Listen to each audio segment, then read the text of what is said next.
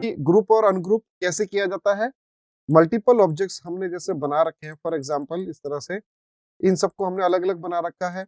इनको कंट्रोल ए select all, या हम एक स्टार्ट करेंगे किसी भी ऑब्जेक्ट को सेलेक्ट करते हुए और फिर कंट्रोल के साथ सॉरी शिफ्ट के साथ में हम इसको ऐसे क्लिक क्लिक करते जाएंगे, तो ये कंटिन्यूएशन में नेक्स्ट टू नेक्स्ट ऑब्जेक्ट को सेलेक्ट करता जाएगा। हमें वापस इनको रिलीज करना हो तो भी हम शिफ्ट की का ही यूज करेंगे और उस ऑब्जेक्ट पर दोबारा क्लिक कर देंगे, तो वो उस ऑब्जेक्ट को वापस रिलीज करता जाएगा और पर्टिकुलर जो सेलेक्टेड ऑब्जेक्ट है उन्हीं को ही ये सेलेक्ट दिखाएगा, बाकी नहीं दिखाएगा। देखिए प्रॉपर्टी बार में ये दिखा रहा है यहाँ पे grouping of multiple selected object, तो यहाँ पर हम कंट्रोल जी इससे भी कर सकते हैं, कीबोर्ड कंट्रोल जी शॉर्टकट की है, यहाँ से भी कर सकते हैं और प्रॉपर्टी बार में ग्रुप ऑप्शन से भी कर सकते हैं। तो अब देखिए जैसे ही हमने ग्रुप किया उसकी प्रॉपर्टी बार पे ये अनग्रुपिंग के ऑप्शन दो ऑन हो गए। अनग्रुपिंग के भी इसमें फीचर हैं दो, एक तो है अनग्रुप और एक है अनग्रुप ऑल। चलिए हम वापस करते हैं इसको। जैसे मैंने ये एक ऑब्जेक्ट बनाया, इसको मैंने प्लस किया, फिर शिफ्ट के साथ छोटा किया, फिर प्लस किया, फिर शिफ्ट के साथ छोटा किया, फिर शिफ्ट के साथ प्लस करते हुए छोटा किया, ऐसे मैंने एक ये शेप बनाया। हम चाहें तो अलग अलग कलर भी दे सकते हैं इनके अंदर। ये मैंने ये कलर दिया, इसमें ये कलर दिया, यहाँ से ये कलर ले लेते हैं, यहाँ से ये कलर ले लेते हैं, ऐसे करते हुए मैंने ये कलर दिए। ठीक है, अब इनको मैं चेंज करना चाहूँ चेंज भी कर सकता हूँ कि इसको मैं इसके अकॉर्डिंगली यहाँ एग्जैक्टली इस पोजीशन पर करना चाहूँ, तो इस एंड पॉइंट पर स्नैप करते हुए एग्जैक्ट जो है एज टू एज अगर इनको मिलाना हो तो व्यू मेनू में स्नैपिंग पॉइंट ऑन करेंगे, स्नैपिंग टू ऑब्जेक्ट यहाँ से ऑप्शन ऑन करेंगे अभी, और स्नैपिंग ऑल्ट क्यू इसको बंद कर रखा है, अभी स्नैपिंग किसी तरह की ऑन नहीं है, तो मैं यहाँ से ऑन कर लेता हूँ, यहाँ से हटा देता हूँ इसको। अब जैसे ही मैंने हटाया देखिए स्नैप टू वाला ऑप्शन ऑन हो गया। आपको स्नैप टू क्या करना है, ऑब्जेक्ट टू ऑब्जेक्ट स्नैपिंग करनी है। तो स्नैपिंग काम आता है किसी ऑब्जेक्ट की एक एज को दूसरे एज पर एग्जैक्ट पोजीशन पर प्लेस करना, तो अलाइनमेंट का काम काफी हद तक हल हो जाता है इससे। वैसा अलाइनमेंट की कमांड भी है, तो मैंने यहाँ से इसको सेलेक्ट किया और देखिए नोड बता रहा है, तो मैंने नोड पे क्लिक किया और उसको ड्रैग किया नेक्स्ट नोड पर, ये हाईलाइट करता है, तो ये इंडिकेट करता है कि आपकी पोजीशन अभी क्या है और आप क्या करने वाले हैं। तो मैं ऐसे इन सबको ऐसे देखिए, तो ये मेरा अलाइनमेंट के थ्रू भी कर सकता हूँ और ये स्नैपिंग के थ्रू भी कर सकता हूँ। अलाइनमेंट के थ्रू करने के लिए मुझे क्या करना होगा, इन सबको एक साथ सेलेक्ट करना होगा। अब मुझे जैसे लेना है कि इसके अपोजिट कॉर्नर पे इसको बॉटम में शिफ्ट करना है, तो मैं पहले तो प्रेस करूंगा B for bottom, R for right side, तो ये कमांड से भी कर सकता हूँ, left top, left right, left bottom, left right, bottom right हो गया। अगर मैं राइट टॉप करता हूँ राइट टॉप ऐसे, तो मैं इस तरह से भी कर सकता हूँ और स्नैपिंग की हेल्प से भी कर सकता हूँ। अगर हमें एक दो ऑब्जेक्ट को ही करना हो तो हम स्नैपिंग से कर लेंगे, सारा ऑब्जेक्ट करना हो तो हम कमांड के थ्रू कर सकते हैं। तो मैंने ये किया, इसका करने का पर्पस क्या था कि मुझे बताना है कि ग्रुप का मतलब क्या होता है, अनग्रुप का मतलब क्या होता है। अब मैं क्या करता हूँ, इन दो को ग्रुप करता हूँ। इन दो को सेलेक्ट करने का तरीका क्या हुआ, पहले बॉटम ऑब्जेक्ट सेलेक्ट किया, शिफ्ट के साथ में इसके नेक्स्ट ऑब्जेक्ट को सेलेक्ट किया, कंट्रोल जी, ये हो गया एक ऑब्जेक्ट का सॉरी दो ऑब्जेक्ट का एक ग्रुप। अब मैं नेक्स्ट ऑब्जेक्ट सेलेक्ट करता हूँ इस ग्रुप ऑब्जेक्ट के साथ में, this one is group object. Next है येलो वाला ऑब्जेक्ट मैंने सेलेक्ट किया, फिर उसके बाद में मैंने रेड वाला ऑब्जेक्ट सेलेक्ट किया। अब मैंने इसको किया कंट्रोल जी ग्रुप, तो अब ये दो ऑब्जेक्ट यानी कि एक ग्रुप प्लस दो सिंपल ऑब्जेक्ट का एक ग्रुप ऑब्जेक्ट हो गया।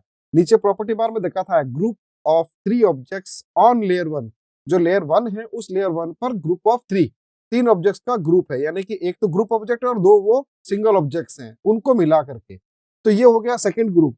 फिर हम करते हैं कि इन सभी को आपस में सेलेक्ट कर देते हैं, यानी कि अब हमारे पास दो ग्रुप ऑब्जेक्ट और एक सिंगल ऑब्जेक्ट, इन दोनों को मिला करके एक ऑब्जेक्ट बनाएगा। तो यहाँ क्या दिखा रहा है, 2 ऑब्जेक्ट्स ओनली, क्योंकि ये ग्रुप ऑब्जेक्ट को एक रीड करता है, 1 ऑब्जेक्ट रीड करता है और सिंगल ऑब्जेक्ट को भी 1 कर ही रहा है, तो 2 ऑब्जेक्ट का एक ग्रुप बनेगा, कंट्रोल जी। अब हमारे पास क्या हो गया, अनग्रुप एंड अनग्रुप ऑल की प्रॉपर्टी ऑन हो गई। तो अनग्रुप ऑल का मतलब होता है कि जितने भी ऑब्जेक्ट है ग्रुप के अंदर ग्रुप, ग्रुप के अंदर ग्रुप और उसके अंदर भी अगर ग्रुप्स बना रखे हैं उन सबको रिलीज कर देगा अपनी ही जगह पर, उन सबको रिलीज कर देगा। मींस आप किसी भी ऑब्जेक्ट को सेलेक्ट कीजिए वो ऑब्जेक्ट आपका पर्टिकुलर सेलेक्ट हो जाएगा। अनग्रुप ऑल का मतलब ये होता है, लेकिन हम नहीं चाहते हैं कि अभी एक साथ सारे 1 बाय 1 सेलेक्ट हो। हम चाहते हैं कि ग्रुपिंग के थ्रू हमने स्टेप बाय स्टेप ग्रुप कर रखा है, तो वैसे ही अनग्रुप हो ताकि पूरा ऑब्जेक्ट हमारा बिखरे ना, डिस्टर्ब ना हो।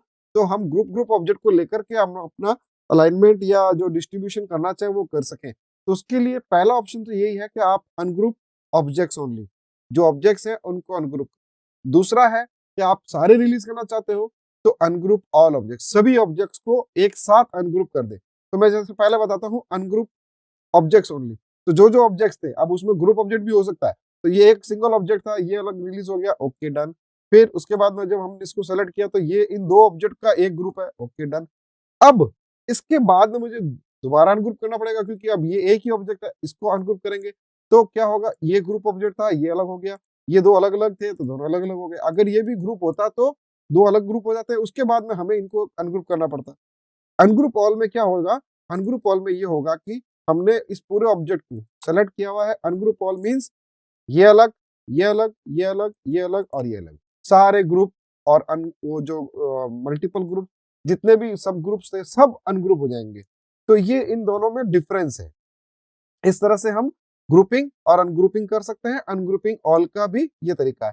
ग्रुप के लिए कंट्रोल जी शॉर्टकट है, अनग्रुप के लिए कंट्रोल यू। अनग्रुप ऑल के लिए कोई शॉर्टकट नहीं, आपको प्रॉपर्टी बार में अनग्रुप ऑल वाला ऑप्शन प्रेस करना ही होगा। तो ये तो हुई बात ग्रुपिंग की। अब आते हैं अरेंजिंग दी ऑर्डर। मैं चाहता हूं श्यान वाला ऑब्जेक्ट जो मैंने बना रखा है इसको सबसे ऊपर ले आया जाए। तो इमीडिएट ऊपर लाना हो, शिफ्ट पेज अप, ये इमीडिएट सभी ऑब्जेक्ट से ऊपर ले आएगा। ब्रिंग टू फॉरवर्ड, सीधा आगे ले आएगा। अगर मैं एक एक करके कि नहीं मुझे दो ऑब्जेक्ट के बीच में इसको शिफ्ट करना है तो यूज कंट्रोल की एंड देन पेज अप और पेज डाउन। तब चूंकि ये ऊपर है मुझे इसको नीचे लेना है तो कंट्रोल पेज डाउन, एक इसके नीचे लेना, नो इसके, नो येलो के नीचे लेना है, ओके यस, या मुझे ग्रीन के नीचे लेना, यस। ठीक इसी तरह से सब पे ये चीज लागू होती है, चाहिए ग्रीन को अगर मुझे येलो के ऊपर लेना है तो येलो छुप जाएगा क्योंकि ग्रीन का एरिया बड़ा है। तो मैं इसको क्या करता हूँ कि सारे ऑब्जेक्ट्स बड़े ले सकता हूँ या सभी को एक अलग अलग जो है पोजीशन पे मैं रख सकता हूँ ताकि ग्रुपिंग अनग्रुपिंग आसानी से समझी जा सके, सॉरी अलाइनमेंट इसका आसानी से समझा जा सके, अरेंजिंग ऑफ ऑर्डर समझा जा सके। तो ये मैंने यहाँ रखा, एक ऊपर रख दिया, इसको मैंने यहाँ रख लिया, इसको यहाँ रख लिया और इसको यहाँ रख, आपस में इनको टच भी करा देता हूँ ताकि हमें पता लगे कि क्या हो रहा है। इसको मैं थोड़ा लंबा कर देता हूँ इस तरह से, और ये भी मैं थोड़ा सा ऐसा कर लेता। अब हमारे पास कितने ऑब्जेक्ट्स हैं।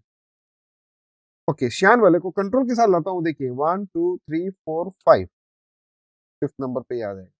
इसी तरह से ये लो कंट्रोल के साथ, कंट्रोल पे जा 1 2 3, अब ये बताएगा श्यान पर आएगा तब उसके बाद, इससे पहले नहीं दिखाएगा। अब देखिए, अब पता लग रहा है ये होता है कंट्रोल पेज अप के साथ में या पेज डाउन के साथ में step by step arranging the order of objects, और शिफ्ट के साथ में immediate control page up and down, start to end, sorry control press किया हुआ मैंने, सॉरी, शिफ्ट के साथ में page up page down, control shift page up and shift page down, इसका सीक्वेंस डायरेक्ट इस तरह से हम चेंज कर सकते हैं। तो ये तो बात हुई arranging the order of multiple objects. तो ये आगे जब हम डिजाइन बनाएंगे तो हम हमारे बहुत काम आएगा, ग्रुपिंग का हर बार काम आता है, हर चीज में हमारे ये जो कमांड है ग्लोबल कमांड है जो हर जगह पे काम आएंगे। तो नेक्स्ट जब हम प्रोजेक्ट बनाना शुरू करेंगे तो ये बीच बीच में कमांड आएंगे, इसीलिए मैं आपको पहले से ही बता रहा हूँ कि ग्रुपिंग अनग्रुपिंग का क्या रोल है, arranging of order in sequence क्या उसका रोल है, और अलाइनमेंट। अब आती है अलाइनमेंट की। ये सारे ऑब्जेक्ट अपनी अलग अलग पोजीशन पर रखे हुए हैं, मैं चाहता हूं इन सभी के टॉप आपस में अलाइन हो जाए, सभी की टॉप आपस में अलाइन हो जाए। तो सेलेक्ट करेंगे 1 2 3 4 5 में शिफ्ट की के साथ में इन सभी को सेलेक्ट कर रहा हूं, press T, T for top alignment, तो सारे आपस में टॉप अलाइन हो जाएंगे। अगर मैं बी प्रेस करता हूँ सारे आपस में बॉटम में अलाइन हो जाएंगे। अगर मैं ई प्रेस करता हूँ, ई फॉर वर्टिकल सेंटर, तो सबका जो वर्टिकली सेंटर पॉइंट है उसके अकॉर्डिंगली सारे सेंटर अलाइन हो जाएंगे। अगर मैं इसकी जगह कर देता सी, तो सी करने पर क्या होता, ई तो हमने किया हुआ वर्टिकल के लिए और सी करते हॉरिजॉन्टल सेंटर हो जाता, ये हॉरिजॉन्टल सेंटर।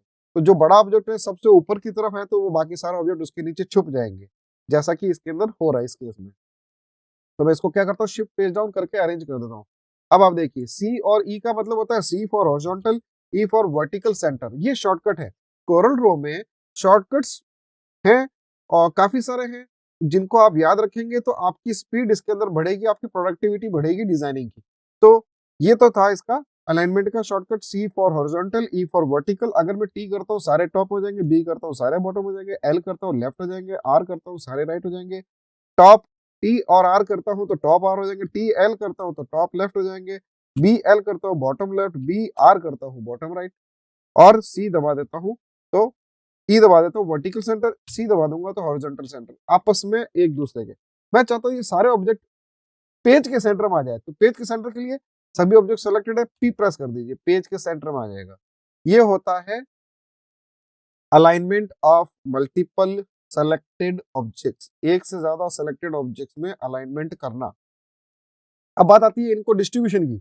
डिस्ट्रीब्यूशन ये हमेशा सेंटर पॉइंट के अकॉर्डिंग या लेफ्ट या राइट पॉइंट के अकॉर्डिंग ही करता है। तो हमारे पास सारे ऑब्जेक्ट की साइजें अलग अलग है, देखिए सारे ऑब्जेक्ट की साइजेस अलग अलग है। ओके, सबसे पहले तो मैं इनको वर्टिकली सेंटर कर लेता हूँ। अब आप देखिए स्क्रीन पर आपको दिखाई दे रहा होगा कि सभी ऑब्जेक्ट का डिस्टेंस भी अनइक्वल है।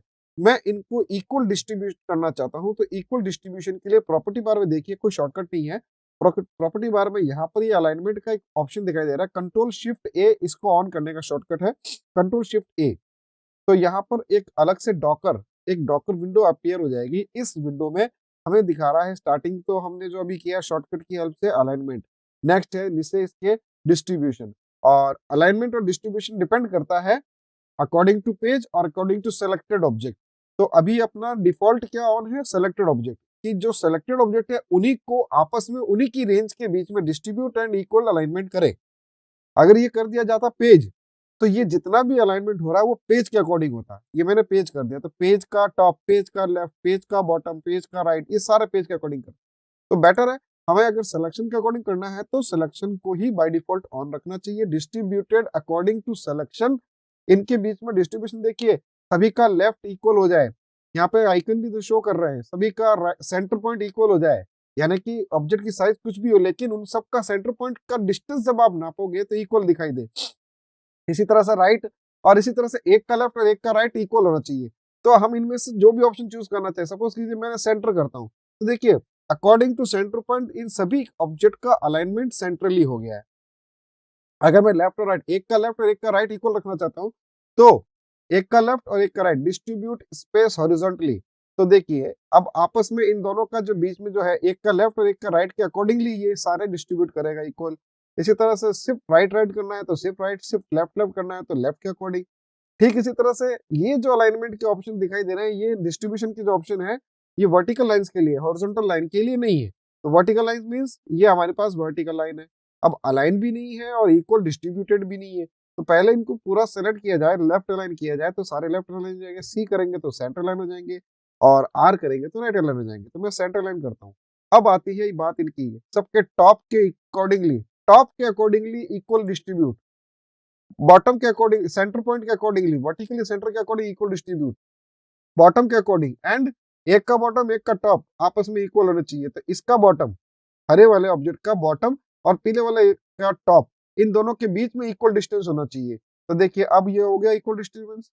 तो सेम साइज के अगर ऑब्जेक्ट हो तो हम सेंटर पॉइंट लेंगे, और अगर इन ऑड या इवन साइज के अगर ऑब्जेक्ट हो, डिफरेंट साइज के ऑब्जेक्ट्स हो, तो उनका एक का लेफ्ट और एक का राइट दोनों इक्वल होना चाहिए, तो बरोबर इक्वल डिस्टेंस आएगा। अगर आप इसको नापना चाहें तो इसका डायमेंशन चेक कर सकते हैं। तो ये है अलाइनमेंट और डिस्ट्रीब्यूशन के बारे में, कि हमें जब भी कोई ऑब्जेक्ट बनाना हो, फॉर एग्जांपल हम एक बिजनेस कार्ड लेते हैं, बिजनेस कार्ड का डिजाइन का हमने साइज लिया है, वैसे 3.35 2.10 इसका साइज होता है, तो मैं यहाँ से ये साइज ले लेता हूँ। अब इसमें मुझे टेक्स्ट टाइप करना है, जैसे कि मैंने लिखा,